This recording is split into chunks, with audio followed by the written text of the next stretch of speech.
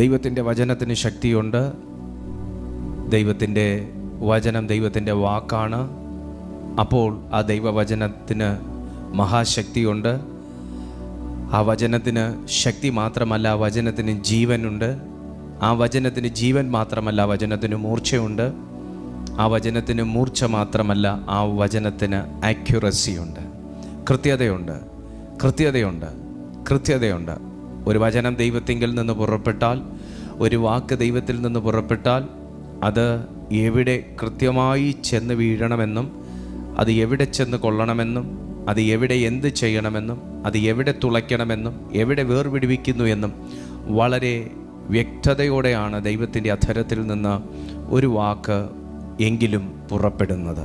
അതുകൊണ്ട് ആ വചനത്തിൻ്റെ കീഴിൽ തല താഴ്ത്തി സമർപ്പണത്തോടെ ഇരിക്കുന്ന നിങ്ങളുടെ വീട്ടിൽ, നിങ്ങളുടെ ജീവിതത്തിൽ, നിങ്ങളുടെ ആത്മീയ മേഖലയിൽ ഒരു വലിയ ചൈതന്യത്തിൻ്റെ, ഉണർവിൻ്റെ അനുഭവം ഉണ്ടാകാൻ പോകുന്നു. ഒരു വലിയ പ്രകാശമായി ദൈവവചനം നമ്മുടെ ജീവിതത്തിൽ വ്യാപരിക്കാൻ പോകുന്നു. കർത്താവിൻ്റെ ഈ തിരുവെഴുത്തിൻ്റെ കേൾവിയിലേക്ക് ദൈവിക ശുശ്രൂഷ അനുഭവിക്കുവാൻ ഞാൻ നിങ്ങളെ എല്ലാവരെയും സസന്തോഷം സ്വാഗതം ചെയ്യുന്നു. ദൈവം നിങ്ങളെ ഓരോരുത്തരെയും സ്പർശിക്കുമാറാകട്ടെ. സങ്കീർത്തനങ്ങൾ 119 സങ്കീർത്തനം വളരെ പേര് കേട്ട ഒരു സങ്കീർത്തനമാണ്. ഏറ്റവും ദൈർഘ്യമുള്ളൊരു സങ്കീർത്തനമാണ്.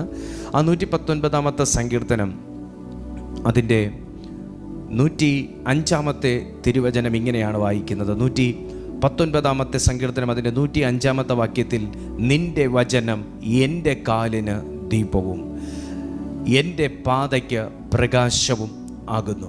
ദൈവവചനത്തിൻ്റെ അനേക സവിശേഷതകളെക്കുറിച്ച് നമ്മളെല്ലാവരും കേട്ടിട്ടുണ്ട്. ദൈവവചനത്തിൻ്റെ ആധികാരികതയെക്കുറിച്ച് നമ്മളെല്ലാവരും കേട്ടിട്ടുണ്ട്. ദൈവവചനത്തിൻ്റെ ശക്തിയെക്കുറിച്ച് നമ്മളെല്ലാവരും കേട്ടിട്ടുണ്ട്. ദൈവവചനത്തിൻ്റെ വ്യത്യസ്ത ഡൈമെൻഷൻസ് എന്താണെന്ന് നമ്മൾ ഇതിനോടകം പലവട്ടമായി പ്രസംഗിച്ചിട്ടുണ്ട്, കേട്ടിട്ടുണ്ട്, പഠിച്ചിട്ടുണ്ട്. ഇതിൽ അനുഭവസ്ഥൻ എഴുതി വയ്ക്കുന്നു, ഈ ദൈവത്തിൻ്റെ വചനം എൻ്റെ കാലിന് ദീപം, എൻ്റെ പാതയ്ക്ക് പ്രകാശം. അപ്പോൾ ഒരുവൻ നടക്കേണ്ട പാതയിൽ ഇരുട്ട് മൂടി നിൽക്കുമ്പോൾ, ഒരുവൻ നടക്കാനുള്ള വഴിയിൽ അന്ധകാരം മറയായി, ഒരു ബാരിയറായി, ഒരു തടസ്സമായി നിൽക്കുമ്പോൾ, ഒരുവൻ നടക്കാനുള്ള വഴിയിൽ ഇരുട്ട് അവൻ്റെ ഗമനാഗമനത്തെ തടയുമ്പോൾ, ഒരുവൻ പോകാനുള്ള വഴിയിൽ വെളിച്ചം കണ്ട് പോകേണ്ടതിന് പകരം ഇരുട്ടുകൊണ്ട് പോകാൻ കഴിയാത്ത അവസ്ഥയിൽ നിൽക്കുമ്പോൾ, അനുഭവസ്ഥൻ എഴുതി വയ്ക്കുന്നു, എന്ത് ചെയ്യണമെന്നറിയാതെ, ഒരു ഇരുട്ടിനകത്ത് നിന്ന് എന്ത് ചെയ്യണമെന്നറിയാതെ, ഇരുട്ടിനകത്ത് നിന്ന് പരിങ്ങുന്ന ഒരു അനുഭവത്തിൽ ദൈവത്തിൻ്റെ വചനത്തിൻ്റെ പ്രകാശം തൻ്റെ ജീവിതത്തിൽ വന്നപ്പോൾ ആ മനുഷ്യന് ഒരു യാത്ര ഓപ്പണായതുപോലെ, തൻ്റെ വഴി തുറന്നു കിട്ടിയപ്പോൾ ആ അനുഭവത്തിൽ താൻ എഴുതി വച്ചിരിക്കുകയാണ്, ദൈവത്തിൻ്റെ വചനം എൻ്റെ കാലിന് ദീപം, എൻ്റെ പാതയ്ക്ക് പ്രകാശം. ഞാൻ ഈ ആത്മാവിൽ ഈ വേർഡ് വായിക്കുമ്പോൾ എൻ്റെ ഉള്ളിൽ ഇങ്ങനൊരു ചിന്ത കർത്താവിൻ്റെ ആത്മാവ് തരികയാണ്. ഇവിടെ പാതയ്ക്ക് പ്രകാശമുണ്ടായിട്ട് കാര്യം, കാലിന് പ്രകാശം കിട്ടിയിട്ട് കാര്യമില്ല, കാലിന് ദീപം കിട്ടിയിട്ട് കാര്യമില്ല, പാതയ്ക്ക് പ്രകാശം വന്നിട്ടും കാര്യമില്ല. The word is a lamp. Thy word is a lamp unto my feet and a light unto my path. ഇവിടെ കാലിന് വിളക്ക് കിട്ടിയിട്ടും കാര്യമില്ല, പാതയ്ക്ക് പ്രകാശം പരന്നിട്ടും കാര്യമില്ല. എന്ത് സംഭവിക്കണം? ഒരുവന് മുന്നേറാൻ കഴിയണം, ഒരുവന് നടക്കാൻ കഴിയണം. ഒരുത്തന് പോകണമെന്ന് ആഗ്രഹമുണ്ടായാൽ പോരാ, ഒരുവന് ഓടണമെന്ന് ആഗ്രഹമുണ്ടായാൽ പോരാ, ഒരുവന് രക്ഷപ്പെടണമെന്ന് ആഗ്രഹമുണ്ടായാൽ പോരാ. അവിടെ പ്രകാശം വന്നിട്ട് കാര്യമില്ല, അവിടെ വിളക്ക് കൊണ്ട് വെച്ചിട്ട് കാര്യമില്ല, അവന് പോകാൻ കഴിയണം. ഇവിടെ പോകാൻ കഴിയാതെ വിലക്കി നിർത്തിയിരുന്ന, എങ്ങനെ പോകണമെന്നറിയാതെ, വഴി എന്തെന്നറിയാതെ നിന്നിരുന്ന ഒരു മനുഷ്യന് ദൈവത്തിൻ്റെ വചനം വന്നപ്പോൾ അവന് എങ്ങനെ പോകണം, എങ്ങനെ ചെയ്യണം, എങ്ങനെ സംസാരിക്കണം, എങ്ങനെ തീരുമാനമെടുക്കണം, എങ്ങനെ മുന്നേറണം, എങ്ങനെ പടവെട്ടണം, എങ്ങനെ ജയിക്കണം, എവിടെ മിണ്ടാതിരിക്കണം, എവിടെ മിണ്ടണം തുടങ്ങി ഒത്തിരി അരുളപ്പാടുകൾ ഒരു വിസ്ഡമായി, ഒരു മറുപടിയായി, ഒരു ദൈവിക ഇടപെടലായി വന്ന മനുഷ്യൻ എഴുതി വച്ചിരിക്കുന്നു, ദൈവത്തിൻ്റെ വചനം എൻ്റെ കാലിന് ദീപം, എൻ്റെ പാതയ്ക്ക് പ്രകാശം. ഇവിടെ ദീപവും വിളക്കും. ഇവിടെ ഇത് രണ്ടും വന്നെങ്കിലും ഈ മനുഷ്യന് മുന്നേറാൻ കഴിഞ്ഞ കാരണം എന്താണെന്നറിയാമോ? ഇവന്റെ കാലിൻ്റെ കെട്ടഴിഞ്ഞതാ. ഇവന്റെ കാലിൻ്റെ കെട്ടഴിഞ്ഞത് കൊണ്ടാ. കാലിനെ കെട്ടിയിട്ട ഒരു മനുഷ്യന്റെ മുമ്പിൽ വിളക്ക് കൊണ്ട് പ്രകാശം കാണിച്ചിട്ടോ ടോർച്ചടിച്ച് പ്രകാശം കാണിച്ചിട്ടോ ഒന്നും കാര്യമില്ല. കാല് കെട്ടിയിരിക്കുന്ന ഒരു മനുഷ്യനെ സംബന്ധിച്ച്, കാലിനെ കെട്ടിയിട്ടിരിക്കുന്ന ഒരു മനുഷ്യനെ സംബന്ധിച്ച് വിളക്ക് കത്തിച്ച് ദീപം കാണിച്ചത് കൊണ്ടോ അല്ലെങ്കിൽ പന്തം കത്തിച്ച് ദീപം കാണിച്ചത് കൊണ്ടോ ടോർച്ചടിച്ച് ഇതാണ് വഴിയെന്നോ പറഞ്ഞിട്ടോ കാര്യമില്ല. അപ്പോൾ ഇവിടെ ദൈവം ഉറപ്പിച്ചൊരു കാര്യം എന്താണെന്നറിയാമോ? ഇപ്പോൾ ഈ പ്രതിസന്ധി നിൽക്കുന്ന മനുഷ്യന്റെ കാലിന് കെട്ടഴിഞ്ഞിട്ടുണ്ട് എന്നുള്ളതാണ്. ഇവിടെ ഇപ്പോൾ ഒരു ഒരു ഒരു ഒരു ഒരു അരുളപ്പാടിന് വേണ്ടി കാത്തിരിക്കുന്ന ഒരു മനുഷ്യന്, ഇപ്പോൾ വഴി അറിയാതിരിക്കുന്ന മനുഷ്യന് നടക്കാൻ കഴിയാത്തതിൻ്റെ കാരണം വിളക്കില്ലാത്തതാണ് എന്ന് മനസ്സിലാക്കിയതാണ്. എന്ത് ചെയ്യണമെന്നറിയാത്തൊരു മനുഷ്യന്, എന്ത് തീരുമാനിക്കണമെന്നറിയാത്തൊരു മനുഷ്യന് ഇവിടെ ബുദ്ധിയിൽ ഒരു പ്രകാശം ഇല്ലാത്തതാണ്, അവനൊരു തീരുമാനമെടുക്കാൻ കഴിയാത്തത് എന്ന് മനസ്സിലാക്കിയതാണ്. ഇവിടെ 101 വാക്യത്തിൽ പറയുന്നു, 101 വാക്യത്തിൽ ഇങ്ങനെയാണ്, സങ്കീർത്തനം 119 101 ഇങ്ങനെയാണ് വായിക്കുന്നത്: നിന്റെ വചനം പ്രമാണിക്കേണ്ടതിന് ഞാൻ സകല ദുർമാർഗത്തിൽ നിന്നും കാൽ വിലക്കുന്നു എന്നുള്ളതാണ്. അപ്പോൾ എവിടെയൊക്കെയോ കാല് പെട്ടുപോകാമായിരുന്നു. എൻ്റെ കാലിനെ വിലക്കിയത് ദൈവത്തിൻ്റെ കൃപയാണ്. എൻ്റെ കണ്ണിനെ വിലക്കിയത് ദൈവത്തിൻ്റെ കൃപയാണ്. എൻ്റെ കാതിനെ ചിലടത്ത് വിലക്കിയത് ദൈവത്തിൻ്റെ കൃപയാണ്. എൻ്റെ നാവിനെ ചിലടത്ത് വിലക്കിയത് ദൈവത്തിൻ്റെ കൃപയാണ്. എന്തുകൊണ്ട്? ഞാൻ അവിടെ വിലക്കിയില്ലായിരുന്നെങ്കിൽ എൻ്റെ കാല് കെട്ടിലകപ്പെട്ടേനെ. ഞാൻ അവിടെ എൻ്റെ കണ്ണിനെ വിലക്കിയില്ലായിരുന്നെങ്കിൽ എൻ്റെ കണ്ണ് ബന്ധനത്തിനകത്ത് പെട്ടേനെ. എൻ്റെ കരങ്ങൾ ഞാൻ അവിടെ വിലക്കിയില്ലായിരുന്നെങ്കിൽ എൻ്റെ കൈ കെട്ടപ്പെട്ടേനെ. എൻ്റെ കാതുകളെ ഞാൻ വിലക്കിയില്ലായിരുന്നെങ്കിൽ എൻ്റെ കാതുകളിൽ സാത്താൻ മന്ത്രിച്ചേനെ. അതെൻ്റെ ജീവിതം പൂർണ്ണമായും കെട്ടപ്പെടുന്നതിന് കാരണമായേനെ. അതുകൊണ്ട് ഇവിടെ ദൈവം ബുദ്ധിയിൽ പ്രകാശം കൊടുത്തൊരു മനുഷ്യൻ, ദൈവം ബുദ്ധിയിൽ ഇടപെടുന്നൊരു മനുഷ്യൻ എഴുതി വെക്കുകയാണ്: നിന്റെ വചനം പ്രമാണിക്കേണ്ടതിന് ഞാൻ സകല ദുർമാർഗത്തിൽ നിന്നും കാൽ വിലക്കുന്നു. അപ്പൊ കാലിന്മേൽ കെട്ടില്ലാത്തൊരു മനുഷ്യൻ, കാലിന്മേൽ കെട്ടുവീഴാത്തൊരു മനുഷ്യൻ, കെട്ടുവീഴാമായിരുന്നു, ബന്ധിക്കപ്പെടാമായിരുന്നു, വഴി വിലക്കാമായിരുന്നു, മുന്നേറാൻ പറ്റാതിരിക്കാമായിരുന്നു, ജയിക്കാൻ കഴിയാതിരിക്കാമായിരുന്നു, തളർന്നു പോകാമായിരുന്നു, ദാഹിച്ചു വലയാമായിരുന്നു, വിശന്ന് ചാകാമായിരുന്നു. പക്ഷേ ചിലയിടത്തൊക്കെ വിലക്കാൻ ദൈവാത്മാവ് പറഞ്ഞതുകൊണ്ട്, നീ ചിലതിനെയൊക്കെ വിലക്കണമെന്ന് ദൈവാത്മാവ് ഇടപെട്ടതുകൊണ്ട്, നീ ചിലതിനെയൊക്കെ നോ പറയണമെന്ന് ദൈവാത്മാവ് പറഞ്ഞതുകൊണ്ട്, ചിലയിടത്തൊക്കെ മനസ്സിനെ ദൈവം അസ്വസ്ഥപ്പെടുത്തി അവിടുന്നൊക്കെ എസ്കേപ്പ് ചെയ്യിച്ചതുകൊണ്ട്, ചിലതിനെയൊന്നും വേണ്ട എന്ന് വെക്കാൻ ദൈവാത്മാവ് ഇടപെട്ടതുകൊണ്ട്, അത് ചെയ്തതുകൊണ്ട് ദൈവത്തിന്റെ വചനം പറയുന്നു: ഇപ്പോൾ ഇവന് തടസ്സം വചനം പ്രമാണിക്കാത്തതല്ല, വിലക്കേണ്ട വഴികളെ വിലക്കാത്തതല്ല, ഇപ്പോൾ ഇവന് മുന്നേറാൻ പറ്റാത്തതിൻ്റെ തടസ്സം ഇവൻ്റെ കാലിനൊരു ദീപം കത്താത്തതാണ്, ഇവൻ്റെ വഴിക്കൊരു പ്രകാശമില്ലാത്തതാണ്. എൻ്റെ ചട്ടങ്ങൾ പ്രമാണിക്കാൻ മനസ്സ് കാണിച്ചൊരു മനുഷ്യനായതുകൊണ്ട് ലോകം ഇവൻ്റെ വെളിച്ചത്തെ കെടുത്തിയാലും ഞാൻ ഇവന് പ്രകാശമായിരിക്കും. ലോകം ഇവൻ്റെ വെളിച്ചത്തെ കെടുത്തിയാലും ഞാൻ ഇവന് പ്രകാശമായിരിക്കും. ഇതാ ദൈവാത്മാവ് നിങ്ങളോട് പറയുന്നു: നിങ്ങൾ ചിലത് ദൈവനാമത്തിനായി വിലക്കിയത് കൊണ്ട്, നിങ്ങൾ ചിലത് ദൈവനാമ മഹത്വത്തിനായി ചെയ്തതുകൊണ്ട്, നിങ്ങൾ ചിലത് ദൈവനാമത്തിന് പേരുദോഷം വരുമെന്ന് കണ്ട് നിങ്ങൾ ചിലടത്തുനിന്ന് ഒഴിഞ്ഞു മാറിയത് കൊണ്ട്, നിങ്ങൾ ദൈവവചനത്തിന് ജീവിതത്തിൽ ഇടം കൊടുത്തത് കൊണ്ട്, നിങ്ങൾ ചിലടത്ത് കണ്ണ് വിലക്കിയത് കൊണ്ട്, നിങ്ങൾ ചിലടത്ത് നാവ് വിലക്കിയത് കൊണ്ട്, നിങ്ങൾ ചിലടത്ത് പോകാതെ കാല് വിലക്കിയത് കൊണ്ട്, നിങ്ങൾ ചിലതിനെ മനസ്സിൽ നിന്ന് കളഞ്ഞതുകൊണ്ട്, നിങ്ങൾ ജീവിതത്തിൽ ഒരു വേർപാട് ആചരിച്ചത് കൊണ്ട്, കർത്താവ് പറയുന്നു: അങ്ങനെ നിങ്ങൾ ദൈവവിധി വിട്ടു പിന്മാറാതെ ജീവിച്ചതുകൊണ്ട്, നിങ്ങൾ ദൈവനാമ മഹത്വം അന്വേഷിച്ചതുകൊണ്ട്, നിങ്ങൾ തിരുനാമ മഹത്വത്തിനായി ജീവിക്കുന്നത് കൊണ്ട്, നിങ്ങളുടെ വഴി അടഞ്ഞിരിക്കുന്ന, നിങ്ങളുടെ കാല് മുന്നോട്ട് വെക്കാൻ കഴിയാതിരിക്കുന്ന, നിങ്ങളുടെ പാത അടഞ്ഞിരിക്കുന്ന, ഒരു പ്രകാശം കാണാതെ ഇരുട്ടത്ത് തപ്പുന്ന ഒരു വ്യക്തിയെ പോലെ നിൽക്കുന്ന നിന്റെ കുടുംബത്തിനു വേണ്ടി, നിന്റെ ജീവിതത്തിനു വേണ്ടി, നിന്റെ തലമുറകൾക്ക് വേണ്ടി, നിങ്ങളുടെ ആത്മീയതയ്ക്ക് വേണ്ടി എന്റെ കർത്താവിന്റെ അഗ്നി ഇന്ന് രാത്രി കത്തുകയാ. ഓ റംസനെ dargah In the mighty name of Jesus. ആ തീ ഞാൻ സ്വീകരിക്കുകയാണെന്ന് എത്ര പേർ പറയും? ആ ദീപം ഞാൻ സ്വീകരിക്കുകയാണെന്ന് എത്ര പേർ പറയും? കുഞ്ഞേ, ആത്മീയമായി ചലിക്കാൻ കഴിയാതെ നിന്റെ ആത്മീയ കാലുകളെ കെട്ടിയ, ആത്മീയമായി സഞ്ചരിക്കാൻ കഴിയാതെ നിന്റെ ആത്മീയ കാഴ്ചയുടെ സഞ്ചാര ശക്തി കെട്ടിയ ആ മധ്യത്തിൽ ഇന്ന് രാത്രി കേൾക്കുന്ന ഈ ദൈവവചനത്തിന്റെ അഗ്നി കത്തുന്നു.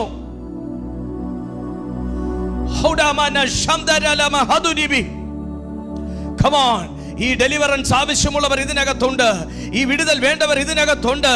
നിന്റെ കാല് കൊണ്ടെത്താൻ കഴിയുന്നിടത്തെല്ലാം നീ എത്തി. നിന്റെ കൈകൾ കൊണ്ട് ചെയ്യാൻ കഴിയുന്നതെല്ലാം ചെയ്തു. നിങ്ങൾക്ക് പറ്റുന്നതുപോലെ എല്ലാം ചെയ്തു. പക്ഷേ നിങ്ങൾക്ക് അകത്തൊരു പ്രകാശമില്ല. അകത്ത് കെട്ടപ്പെട്ടതുപോലെ നിങ്ങൾക്കൊരു ചുവട് മുമ്പോട്ട് വെക്കാൻ ഇനി എന്ത് ചെയ്യണമെന്നറിയാതെ ഇരുട്ടിൽ തപ്പി നടക്കുന്ന ചിലരോട് കർത്താവ് പറയുന്നു, ദൈവത്തിന്റെ വചനം നിങ്ങളുടെ ജീവിതത്തിൽ ഇന്നൊരു പ്രകാശമായി വെളിപ്പെടും. Receive your deliverance now. Receive your deliverance now.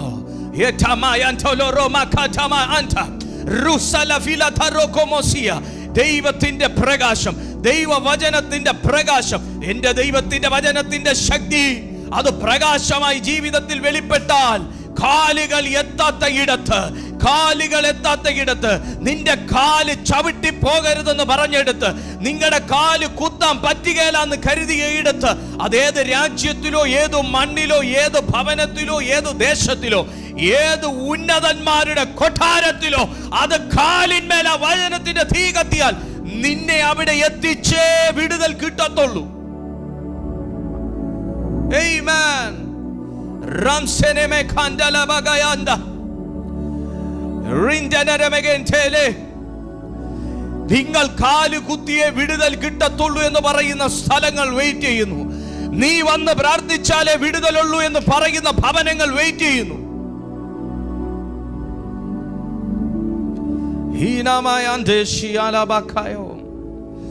നിന്റെ വചനം എന്റെ കാലിന് ദീപവും എന്റെ പാതയ്ക്ക് പ്രകാശവുമാകുന്നു. അപ്പോൾ ദൈവവചനത്തിന്റെ ഒന്നാമത്തെ പ്രത്യേകത എന്താണെന്ന് ചോദിച്ചാൽ, അത് അന്ധന്മാർക്കും ഇരുട്ടിൽ തപ്പി നടക്കുന്നവർക്കും വഴികാട്ടിയ. ഇന്നൊരു അന്ധതയിലാണോ? സാമ്പത്തികമായി എന്ത് ചെയ്യണമെന്നറിയാതെ, സാമ്പത്തികത്തിന് വേണ്ടി ഇനി എന്ത് ചെയ്യണമെന്നറിയാതെ ഇരുട്ടിൽ തപ്പി നടക്കുന്നൊരു വ്യക്തിയാണോ? വഴികളെല്ലാം അടഞ്ഞിട്ട് ഇനി സഹായത്തിന് ആരുടെ മുമ്പിൽ കൈ നീട്ടണം, ആരുടെ മുമ്പിൽ പോയി ഇനി തലകുനിക്കണം, ആരുടെ മുമ്പിൽ പോയി ഇനി പ്രാർത്ഥിക്കണം, ഇനി എന്ത് ചെയ്യണം എന്ന് ചിന്തിച്ചിരിക്കുന്ന ഒരവസ്ഥയിലാണോ? ഇത്രയും പ്രാർത്ഥിച്ചിട്ടും ഒരു കാര്യത്തിനും ഒരു നീക്കുപോക്ക് കിട്ടുന്നില്ല എന്നുള്ള ദുഃഖത്തിലാണോ? പരിശുദ്ധാത്മാവ് പറയുന്നു, ദൈവവചനം, ഇന്ന് കേൾക്കുന്ന ദൈവവചനം ഒരു പ്രകാശമായിട്ടാണ് നിങ്ങളുടെ വീട്ടിൽ വരുന്നത്. നിങ്ങളുടെ കാതുകളിൽ എത്തുന്നത് ഒരു പ്രകാശമായിട്ടാണ്. രണ്ടാമത് സങ്കീർത്തനങ്ങൾ പറയുന്നു, ദൈവത്തിൻ്റെ 4 ശക്തികളിൽ, ദൈവവചനത്തിൻ്റെ 4 ശക്തികളിൽ, ദൈവവചനത്തിന് 4 ശക്തികളല്ല ഉള്ളത്, നമ്മുടെ സമയമനുസരിച്ച് ഇന്ന് 4 ശക്തികൾ എടുക്കാനേ പറ്റത്തുള്ളൂ. ദൈവവചനത്തിൻ്റെ 4 ശക്തികളിൽ 12ാമത്തെ സങ്കീർത്തനം അതിൻ്റെ 6ാമത്തെ അനുഗ്രഹിക്കപ്പെട്ട തിരുവചനം പറയുന്നു, യഹോവയുടെ വചനങ്ങൾ നിർമ്മല വചനങ്ങളാകുന്നു, നിലത്ത് ഉലയിൽ ഉരുക്കി 7 പ്രാവശ്യം ശുദ്ധി ചെയ്ത വെള്ളി പോലെ തന്നെ. നിങ്ങളും ശ്രദ്ധിച്ചേ, യഹോവയുടെ വചനങ്ങൾ നിർമ്മല വചനങ്ങളാകുന്നു, നിലത്ത് ഉലയിൽ ഉരുക്കി 7 പ്രാവശ്യം ശുദ്ധി ചെയ്ത വെള്ളി പോലെ തന്നെ. ആദ്യമേ ശുദ്ധീകരിക്കുമ്പോൾ വെള്ളിയല്ല പുറത്തു വരുന്നത്, അതിൻ്റെ പുറകിൽ ഒരുപാട് രൂപങ്ങൾ മാറി മാറി, എല്ലാം നമുക്ക് എടുത്ത് സംസാരിക്കാനുള്ള ടൈമില്ല. രൂപങ്ങൾ പലത് മാറി ചിലതൊക്കെ ഉരുകി, അശുദ്ധിയെല്ലാം മാറി പ്യുവറായിട്ടുള്ളൊരു വെള്ളിയായിട്ടാണ് പുറത്തേക്ക് വരുന്നത്. അതുകൊണ്ട് തന്നെ സ്വർണവും അങ്ങനെ തന്നെയാണ് സ്വർണവും ശുദ്ധീകരിച്ച് എടുക്കുന്നത്. അപ്പം അതുപോലെ ഒരു വ്യക്തിയെ രൂപാന്തരപ്പെടുത്തുവാൻ ദൈവവചനത്തിനകത്ത് ഫിൽട്ടറുണ്ട്. ഒരു വ്യക്തിയെ പുതിയൊരു മനുഷ്യനാക്കി മാറ്റാൻ, ഒരു വ്യക്തിയുടെ ഭാവിയെ പുതിയൊരു ഭാവിയാക്കി മാറ്റാൻ, ഒരു വ്യക്തിയുടെ സ്വഭാവത്തെ പുതിയൊരു സ്വഭാവമാക്കി മാറ്റാൻ, ഒരു വ്യക്തിയുടെ ദർശനത്തെ പുതിയൊരു ദർശനമാക്കി മാറ്റാൻ, ഒരു വ്യക്തിയുടെ ജീവിതത്തെ പുതിയൊരു ജീവിതമാക്കി മാറ്റാൻ. അങ്ങനെ 7 പ്രാവശ്യമാണ് ശുദ്ധീകരിക്കേണ്ടതെങ്കിൽ 7 പ്രാവശ്യം, 70 പ്രാവശ്യമാണ് ചെയ്യേണ്ടതെങ്കിൽ 70 പ്രാവശ്യവും ശുദ്ധീകരിക്കുന്ന അസാധാരണമാകുന്ന ഒരു ഫിൽട്രേഷൻ യൂണിറ്റാണ് ദൈവത്തിൻ്റെ വചനമെന്ന് പറയുന്നത്.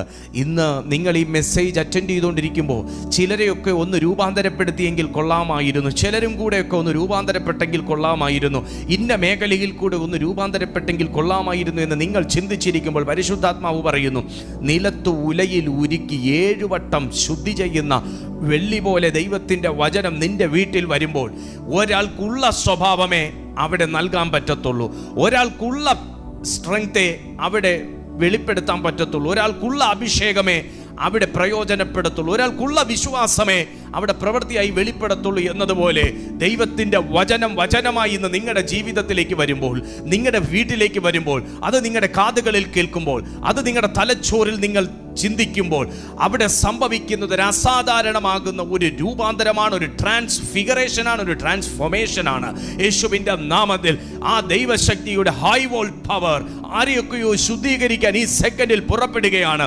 എവിടെയൊക്കെയോ ഇരുന്ന് ഒരു ദൈവ പ്രവൃത്തിക്ക് വേണ്ടി കാംക്ഷിക്കുന്ന, ഒരു ദൈവിക ഇടപെടലിന് വേണ്ടി കാംക്ഷിക്കുന്ന നിങ്ങളുടെ വീടിനകത്ത് അസാധാരണമായ ദൈവശക്തിയുടെ പ്രദർശനങ്ങൾ ഈ സമയം പരിശുദ്ധാത്മാവ് വെളിപ്പെടുത്തും.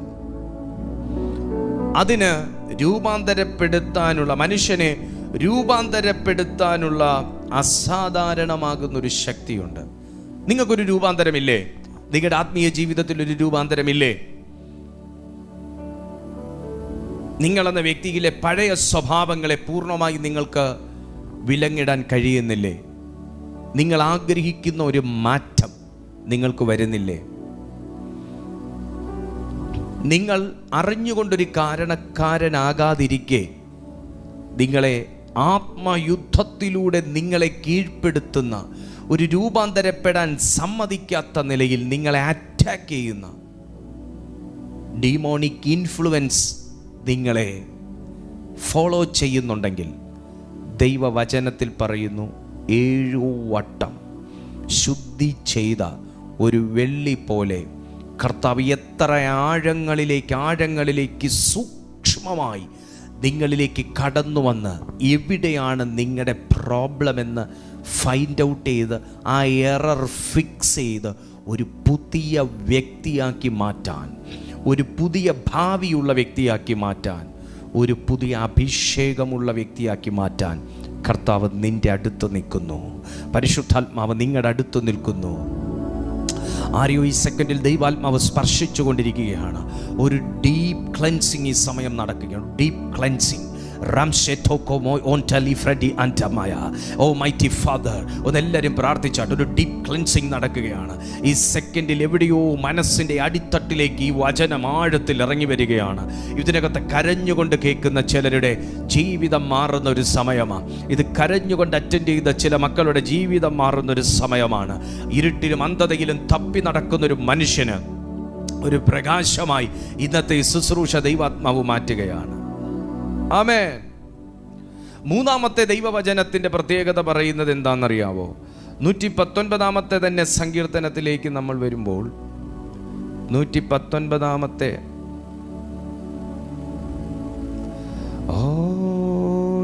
സങ്കീർത്തനം 119 അതിൻ്റെ 97 മുതലുള്ള വാക്യങ്ങളൊന്ന് നോക്കിയേ. 97 മുതലുള്ള വാക്യങ്ങൾ. നിന്റെ കൽപ്പന, നിന്റെ ന്യായപ്രമാണം എത്രയോ പ്രിയം, ഇടവിടാതെ അത് എൻ്റെ ധ്യാനമാകുന്നു. നിന്റെ കൽപ്പനകൾ എന്നെ എൻ്റെ ശത്രുക്കളേക്കാൾ ബുദ്ധിമാനാകുന്നു. ഒന്ന് ശ്രദ്ധിക്കണേ.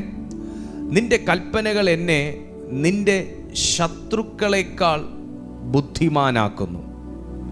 അവ എപ്പോഴും എൻ്റെ പക്കലുണ്ട്. നിന്റെ സാക്ഷ്യങ്ങൾ എൻ്റെ ധ്യാനമായിരിക്കൊണ്ട് എൻ്റെ സകല ഗുരുക്കന്മാരിലും ഞാൻ ബുദ്ധിമാനാകുന്നു. ശ്രദ്ധിക്കണേ, വാക്കുകൾ ശ്രദ്ധിക്കണം. ബുദ്ധിമാനാകുന്നു, ബുദ്ധിമാനാക്കുന്നു.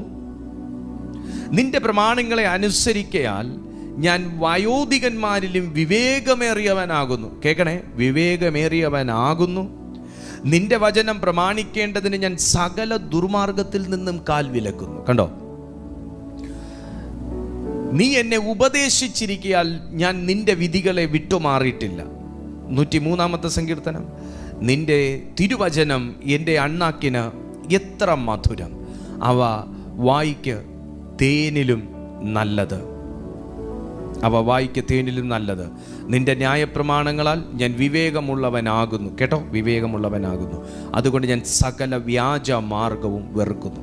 ഈ ഇത്രയും സ്റ്റേറ്റ്മെൻറ്റ്, ഇത്രയും വാക്യങ്ങൾ വായിച്ചതിൽ നിന്ന് തന്നെ ഒരു വ്യക്തി ഈ വാക്യം വായിക്കുകയാണെങ്കിൽ എന്തൊക്കെ ആ വ്യക്തിയിൽ ദൈവവചനം അറ്റ് എ ടൈം ചെയ്യുന്നു നിങ്ങൾക്കറിയാമോ? ഒന്ന്, അദ്ദേഹത്തിൽ ഒരു രൂപാന്തരം വരുത്തുന്നു. രണ്ട്, ആ മനുഷ്യൻ എത്ര അല്പബുദ്ധിയുള്ള മനുഷ്യനാണെങ്കിലും ജ്ഞാനിയായ ഒരു മനുഷ്യനാക്കുന്നു. മൂന്ന്, ആ മനുഷ്യനെ വിവേകമുള്ളൊരു വ്യക്തിയാക്കുന്നു. നാല്, ആ മനുഷ്യനെ ശത്രുവിനെ എങ്ങനെ ജയിക്കണമെന്ന ബുദ്ധി ആ മനുഷ്യൻ്റെ പക്കലുണ്ട്.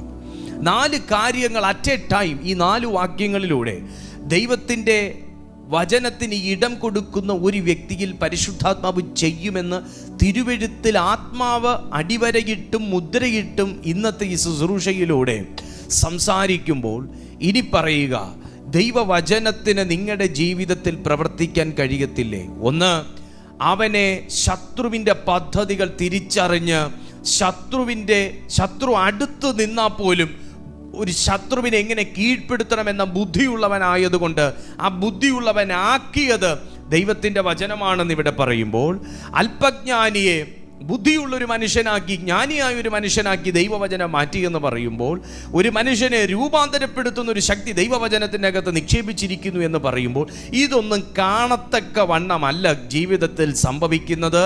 ഇത് കാണാതെ വണ്ണം നമ്മുടെ അകത്ത് നടക്കുന്ന എന്തോ വല്ലാത്ത ഒരു ആത്മപ്രവൃത്തിയാണ്. ഇന്ന് ഈ വചനം ഞാൻ പറഞ്ഞുകൊണ്ടിരിക്കുമ്പോൾ തന്നെ മക്കളുടെ ബുദ്ധിക്ക് വേണ്ടിയും ഭാവിക്ക് വേണ്ടിയുമാണോ പ്രാർത്ഥിക്കുന്നത്? ഒരു വ്യക്തിയുടെ രൂപാന്തരത്തിന് വേണ്ടിയിട്ടാണോ പ്രാർത്ഥിക്കുന്നത്?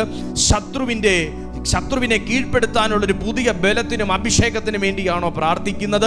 ഈ സമയം അവണ്ണം നിങ്ങളെ ആക്കി തീർക്കുന്ന, ആ നിലയിൽ നിങ്ങളുടെ ജീവിതത്തിൽ പ്രവർത്തിക്കുന്ന അസാധാരണമാകുന്ന ഒരു ദൈവവചനത്തിന്റെ ശക്തി നിങ്ങൾ ഇരിക്കുന്ന ദിശയിലേക്ക്, നിങ്ങൾ ഇരിക്കുന്ന ദിക്കിലേക്ക്, നിങ്ങൾ ഇരിക്കുന്ന ഭവനത്തിലേക്ക്, നിങ്ങളുടെ മേലേക്ക്, നിങ്ങൾ പ്രാർത്ഥിക്കുന്ന വ്യക്തികളുടെ മേലേക്ക് ഇന്ന് ഈ സമയം പരിശുദ്ധാത്മാവ് അയക്കുകയാണ്. ഇവിടെ ബുദ്ധി കെട്ടി ആരെങ്കിലും ഉണ്ടെങ്കിൽ ഈ സെക്കൻഡിൽ അഴിയപ്പെടട്ടെ. വിവേകത്തെ ബന്ധിച്ച അവസ്ഥകൾ അഴിയപ്പെടട്ടെ. ജ്ഞാനത്തെ കെട്ടിയ കെട്ടുകൾ അഴിയപ്പെടട്ടെ. യേശുവിന്റെ അധികാരമുള്ള നാമത്തിൽ ദൈവശക്തി വചനത്തിൽ നിന്ന് ഞാൻ റിലീസ് ചെയ്യുന്നു. ഈ മീറ്റിംഗ് കഴിയുമ്പോൾ എൻ്റെ ബുദ്ധിയിൽ ഒരു വലിയ വ്യത്യാസം വരട്ടെ. എത്ര പേര് പ്രാർത്ഥിക്കും? ഈ മീറ്റിംഗ് കഴിയുമ്പോൾ എൻ്റെ ബുദ്ധിയിൽ ഒരു ഭയങ്കര ഡെലിവറൻസ് നടക്കട്ടെ. ഈ മീറ്റിംഗ് കഴിയുമ്പോൾ എൻ്റെ ജ്ഞാനത്തിൽ ഒരു ഭയങ്കര വർധനവ് വരട്ടെ. ഈ മീറ്റിംഗ് കഴിയുമ്പോൾ എൻ്റെ വിവേകത്തിൽ ഒരു ഭയങ്കര ചൈതന്യം. കമോൺ. മക്കളുടെ ബുദ്ധിയെ കെട്ടിയെങ്കിൽ, നിങ്ങളുടെ ബുദ്ധിയെ കെട്ടിയെങ്കിൽ, നിങ്ങളുടെ ശ്രദ്ധയെ കെട്ടിയെങ്കിൽ, യേശുവിന്റെ നാമത്തിൽ ദൈവവചനത്തിന്റെ ശക്തി നമ്മുടെ മേൽ വെളിപ്പെട്ടുകൊണ്ടിരിക്കുന്നു. മഹത്വം. ഹോ ജീസസ് മേ മാമയാശന ഫറമശൽ കരമന്ദരബകോ രംധരരമേ കോനോ ഹോളി ഗോസ്റ്റ്. യേശുവിന്റെ നാമത്തിൽ ഏത് ചരട് കൊണ്ട്, ഏത് വാക്കുകൊണ്ട് കെട്ടിയ ബുദ്ധികളും ഇന്ന് ദൈവത്തിന്റെ വചനശക്തിയിൽ അഴിയട്ടെ. അസാധാരണ ദൈവമഹത്വം വ്യാപരിക്കട്ടെ.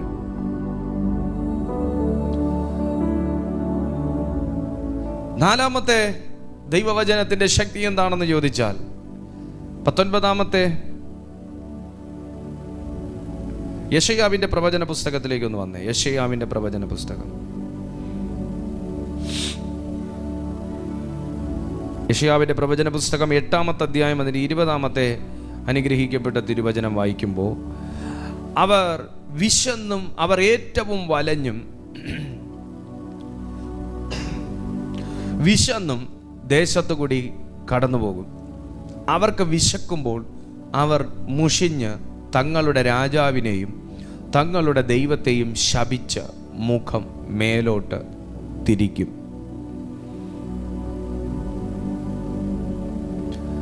19-ാമത്തെ വാക്യം, അല്ലെങ്കിൽ നിങ്ങൾ 18 മുതൽ വായിച്ചേ. 18 മുതൽ വായിക്കുമ്പോൾ നിങ്ങൾക്ക് അതിൻ്റെ പിടികിട്ടത്തുള്ളൂ. ഇതാ ഞാനും യഹോവ എനിക്ക് തന്ന മക്കളും സിയോൻ പർവ്വതത്തിൽ അധിവസിക്കുന്ന സൈന്യങ്ങളുടെ യഹോവയാൽ ഇസ്രായേലിൽ അടയാളങ്ങളും അത്ഭുതങ്ങളും ആയിരിക്കുന്നു. കേട്ടോ, നിങ്ങളൊരടയാളവും നിങ്ങളൊരത്ഭുതവും ആയിരിക്കും. നിങ്ങളൊരടയാളവും നിങ്ങളൊരത്ഭുതവും ആയിരിക്കും. എങ്ങനെയാണ് ആകുന്നത്? വെളിച്ചപ്പാടന്മാരോട് ചിലയ്ക്കുകയും ജപിക്കുകയും ചെയ്യുന്നവരായ ലക്ഷണവാദികളോടും അരുളപ്പാട് ചോദിപ്പിൻ എന്ന് അവർ നിങ്ങളോട് പറയുന്നുവെങ്കിൽ ജനം തങ്ങളുടെ ദൈവത്തോടല്ലയോ ചോദിക്കേണ്ടത്? ജീവനുള്ളവർക്ക് വേണ്ടി മരിച്ചവരോടോ ചോദിക്കേണ്ടത്? 20-ാമത്തെ വാക്യം നമ്മൾ വായിച്ചതിലേക്കൊന്ന് വന്നേ. ഉപദേശത്തിനും സാക്ഷ്യത്തിനും വരുവിൻ. അവർ ഈ വാക്കുപോലെ പറയുന്നുവെങ്കിൽ അവർക്ക് അരുണോദയം ഉണ്ടാകുകയില്ല. അവർ ഏറ്റവും വലഞ്ഞും വിശന്നും ദേശത്തുകൂടി കടന്നുപോകും. അവർക്ക് വിശക്കുമ്പോൾ അവർ മുഷിഞ്ഞ് തങ്ങളുടെ രാജാവിനെയും തങ്ങളുടെ ദൈവത്തെയും ശപിച്ച് മുഖം മേലോട്ട് തിരിക്കും. ഈ മീറ്റിങ്ങിൽ അറ്റൻഡ് ചെയ്യുന്നവരിൽ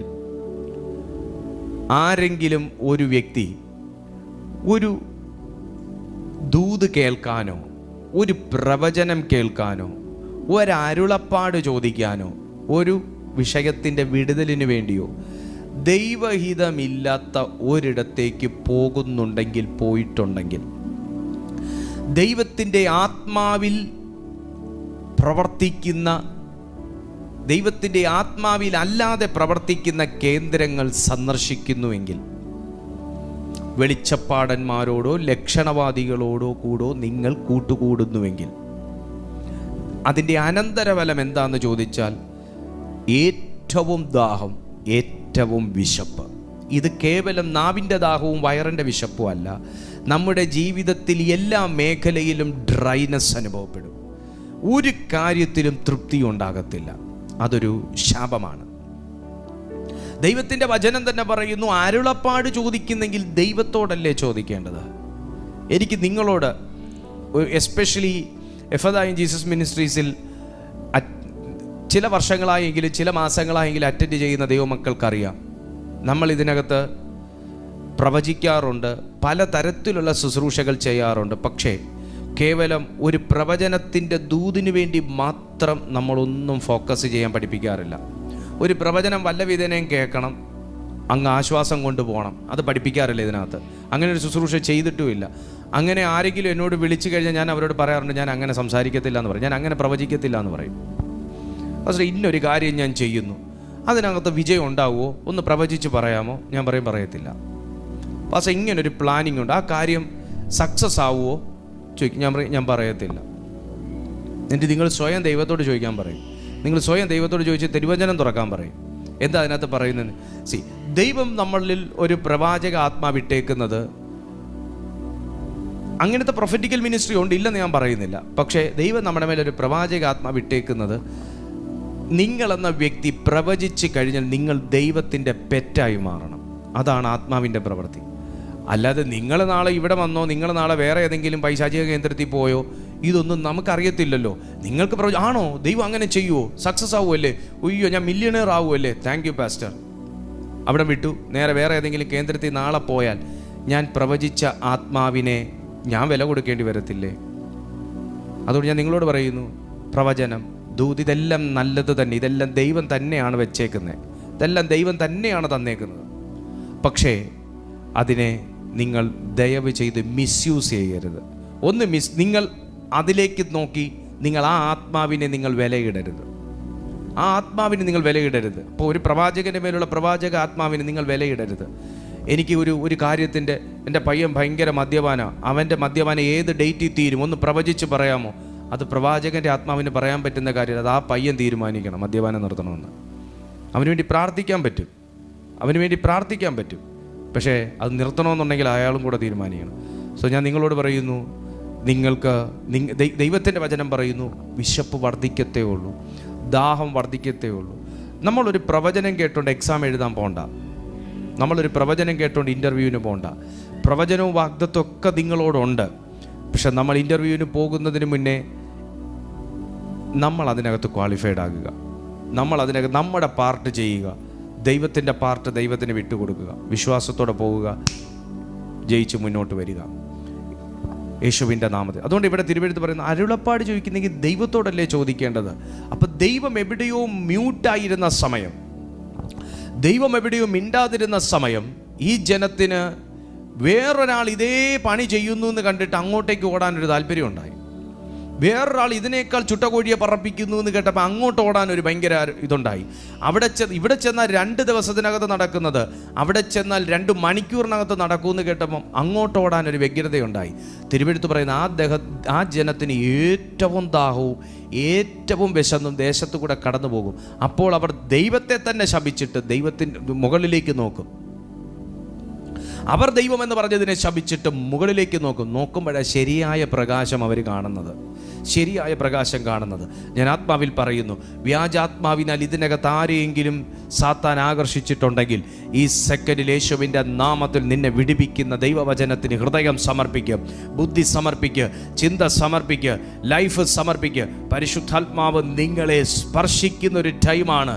ദൈവത്തിൻ്റെ ആത്മാവ് നിങ്ങളുടെ ബുദ്ധി തുറക്കുന്നൊരു സമയമാണ്. ദൈവാത്മാവ് നിങ്ങളെ വിടിവിക്കുന്ന ഒരു സമയമാണ്. വ്യക്തികളുടെ ജീവിതത്തെ സഹായിക്കുന്നതാണ് ദൈവത്തിൻ്റെ വചനം എന്ന് തിരുവെഴുത്ത് പറയുന്നു. അപ്പോസ്തല പ്രവൃത്തികൾ 18-ാമത്തെ അധ്യായത്തിലേക്കും കൂടെ ഒന്ന് വേഗം വന്നാട്ടെ. അപ്പോസ്തല പ്രവൃത്തികൾ 18-ാമത്തെ അധ്യായം അതിൻ്റെ 28-ാമത്തെ തിരുവെഴുത്ത് വായിക്കുമ്പോൾ നമുക്കവിടെ കാണാം, യേശു തന്നെ ക്രിസ്തു എന്ന് അവൻ തിരുവെഴുത്തുകളാൽ തെളിയിച്ച് ബലത്തോടെ യഹൂദന്മാരെ പരസ്യമായി ഖണ്ഡിച്ചു കളഞ്ഞു. അപ്പോസ്തലന്മാരുടെ ജീവിതത്തിൽ അവർ പ്രസംഗിച്ച വചനം അവരെ രക്ഷിക്കാത്തതെന്തെന്നും അവർ പ്രസംഗിക്കുന്ന വചനത്തിന് മുകളിൽ സംസാരിച്ച യഹൂദന്മാരോട് അവരുടെ വാക്കുകളെ ഖണ്ഡിച്ച് കളഞ്ഞത്, അവരുടെ ആരോപണങ്ങളെ ഖണ്ഡിച്ച് കളഞ്ഞത്, അവരുടെ ആലോചനയെ ഖണ്ഡിച്ച് കളഞ്ഞത് എങ്ങനെയെന്നറിയാവോ? ദൈവവചനത്തെ തിരുവെഴുത്തുകളാൽ തെളിയിച്ച്, അവിടെ തെളിയിക്കേണ്ടടുത്ത് പ്രവൃത്തി വെളിപ്പെടണമെങ്കിൽ പ്രവൃത്തി വെളിപ്പെടും. നിങ്ങൾ വിശ്വസിക്കുന്ന ദൈവവചനം സത്യമെന്ന് ചിലർ വിശ്വസിക്കാൻ പ്രവൃത്തികൾ വെളിപ്പെടുത്തണമെങ്കിൽ പ്രവൃത്തി ദൈവം വെളിപ്പെടുത്തും. നിങ്ങൾ വിശ്വസിക്കുന്ന ദൈവവചനം നേരുള്ളതെന്ന് പറയുന്നതിന് അവിടെ ദൈവത്തിൻ്റെ ദൂതനെ ഇറക്കണമെങ്കിൽ ദൈവം ദൂതനെ ഇറക്കും. കാരണം നിങ്ങളുടെ തല കുനിയുന്നത് ദൈവത്തിന് ഇഷ്ടമല്ല, നിങ്ങളുടെ വാക്ക് ഖണ്ഡിക്കുന്നത് ദൈവത്തിന് ഇഷ്ടമല്ല, നിങ്ങളുടെ വിശ്വാസം ചോദ്യം ചെയ്യപ്പെടുന്നത് ദൈവത്തിന് ഇഷ്ടമല്ല. അതുകൊണ്ട് തിരുവെഴുത്ത് ഇങ്ങനെ പറഞ്ഞത്, യേശു തന്നെ ക്രിസ്തു എന്ന് അവൻ തിരുവെഴുത്തുകളാൽ തെളിയിച്ച് ബലത്തോടെ യഹൂദന്മാരെ പരസ്യമായി ഖണ്ഡിച്ചു കളഞ്ഞു. ഇന്ന് ഞാൻ ഈ മീറ്റിംഗിൽ അറ്റൻഡ് ചെയ്യുന്ന ചില ദൈവമക്കളെ നോക്കി ഞാൻ ആത്മാവിൽ പ്രവചിക്കുകയാണ്. നിങ്ങൾക്ക് എതിരെ നിൽക്കുന്ന ശത്രുവിനെ നിങ്ങൾ ഖണ്ഡിച്ചു കളയുന്നൊരു ടൈം വരുന്നു. നിങ്ങൾക്കെതിരെ നിൽക്കുന്ന ശത്രുവിൻ്റെ ബലത്തെ നിങ്ങൾ ഖണ്ഡിച്ചു കളയുന്നൊരു സമയം വരുന്നു. നിങ്ങളുടെ വായിലെ വാക്കും നിങ്ങളുടെ പ്രാർത്ഥനയും ചിലരുടെ ആരോപണങ്ങളെ ഖണ്ഡിച്ചു കളയാൻ പോകുവാണ്. നിങ്ങൾക്കെതിരെ നിൽക്കുന്ന ശത്രുവിൻ്റെ എഴുത്തുകളെ നിങ്ങൾ ഖണ്ഡിക്കാൻ പോകുകയാണ്. എത്ര ദൈവമക്കൾ വിശ്വസിക്കുന്നു? അത് അപ്പോസ്തലന്മാർ മരിച്ചിട്ടല്ല ദൈവം തെളിയിച്ചത്. അപ്പോസ്തലന്മാരുടെ മുമ്പിൽ ചോദ്യങ്ങൾ ഉയർന്നു നിന്ന സമയം തന്നെ സ്വർഗം അത് തെളിയിച്ചതുപോലെ ഞാൻ ആത്മാവിൽ ആരോടോ ഈ ഒരു അരുളപ്പാട് അറിയിക്കുകയാണ്. പ്രിയപ്പെട്ട സുഹൃത്തെ, നിങ്ങൾക്ക് ചിലരുടെ വാക്കുകളെ ഇപ്പോൾ ഖണ്ഡിക്കാൻ കഴിയുന്നില്ല. നിങ്ങൾക്ക് ചിലരുടെ പരിഹാസങ്ങളെ നിങ്ങൾക്ക് ജയിച്ചു മുന്നേറാൻ കഴിയുന്നില്ല. ചിലരുടെ ശാപവാക്കുകളെ നിങ്ങൾക്ക് മറികടക്കാൻ കഴിയുന്നില്ല.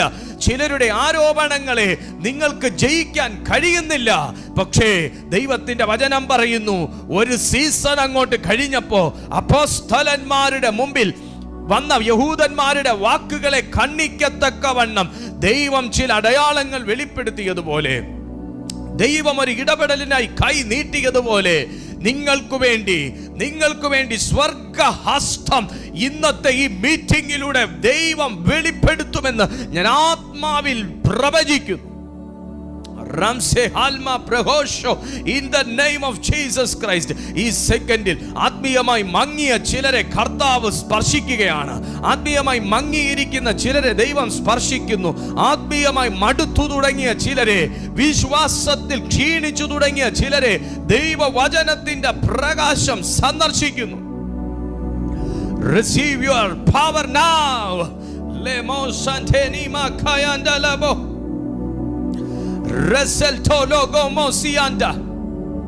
In the name of Jesus.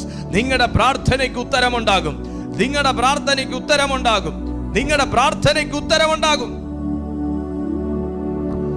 Oh Jesus, Jesus, Jesus, Jesus.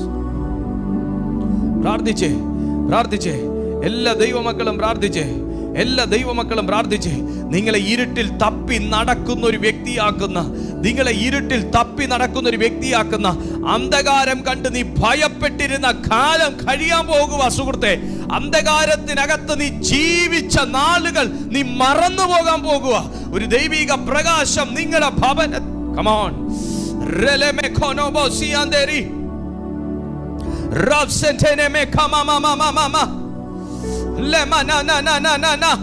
ഒന്ന് പ്രാർത്ഥിച്ചേ. അസാധാരണ ദൈവശക്തി ഇതിനകത്ത് മൂവ് ചെയ്യുന്നു.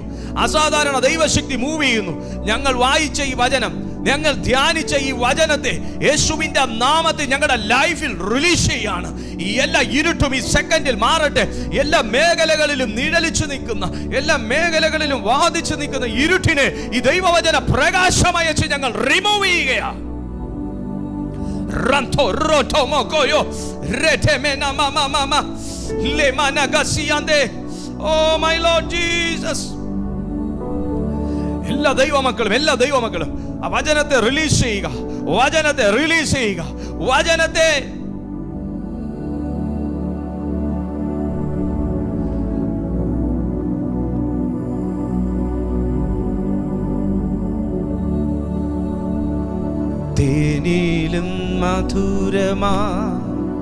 തേനിലും മധുരമാ യേശു ക്രിസ്തു മാധുര്യവാ. രുചിച്ചു നോക്കി ഞാൻ കർത്തൻ കൃപകളെ.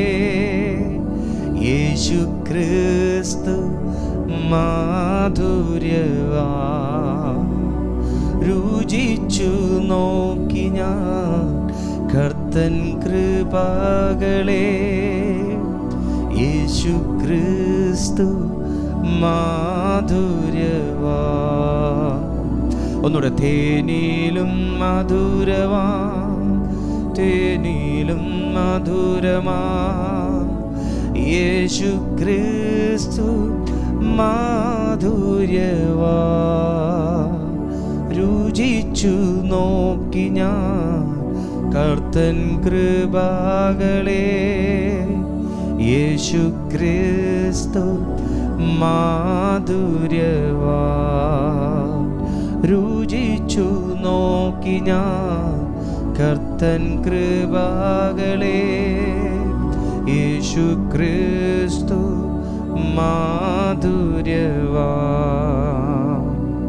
പ്രിയ കർത്താവേ, ഈ ദൈവവചനത്തെ രുചിച്ച, ഈ ദൈവശക്തിയെ രുചിച്ച, അത് തേനിനേക്കാൾ മധുരമുള്ളതെന്ന് തിരിച്ചറിഞ്ഞ ഓരോ ദൈവമക്കളും ഇതിനകത്തിരിക്കുന്ന കർത്താവേ, അവരെ ദൈവത്തിൻ്റെ ആത്മാവ് ഇപ്പോൾ സ്പർശിക്കണമേ. പരിശുദ്ധാത്മാവിൻ്റെ ജീവൻ അവരുടെ മേൽ ഇറങ്ങട്ടെ. എല്ലാ അന്ധകാരവും അന്ധതകളും ഇവരുടെ ജീവിതത്തിൽ നിന്ന്, ഇവരുടെ തൊഴിലിൽ നിന്ന്, ഇവരുടെ സാമ്പത്തിക മേഖലയിൽ നിന്ന്, കുടുംബത്തിൽ നിന്ന്, ആരോഗ്യത്തിൽ നിന്ന് യേശുവിൻ്റെ നാമത്തിൽ ദൈവവചന പ്രകാശത്താൽ നീങ്ങിപ്പോകട്ടെ. വെളിച്ചം വരുമ്പോൾ ഇരുട്ട് മാറിപ്പോകുമെന്ന് യോഹന്നാന്റെ സുവിശേഷത്തിൽ ഞങ്ങൾ വായിക്കുന്നത് പോലെ ഈ പ്രകാശം ഞങ്ങളുടെ ജീവിതത്തിൽ വന്നതിനായി സ്തോത്രം. മഹത്വം അങ്ങേക്ക്, യേശുവിൻ നാമത്തിൽ തന്നെ. ആമേൻ, ആമേൻ. ചേർന്ന് പറയാം, ആമേൻ, ആമേൻ. ദൈവമായ കർത്താവ് നിങ്ങളെയും നിങ്ങൾക്കുള്ള സകലത്തെയും ധാരാളമായി അനുഗ്രഹിച്ച് വർദ്ധിപ്പിക്കട്ടെ. God bless you. God be with you.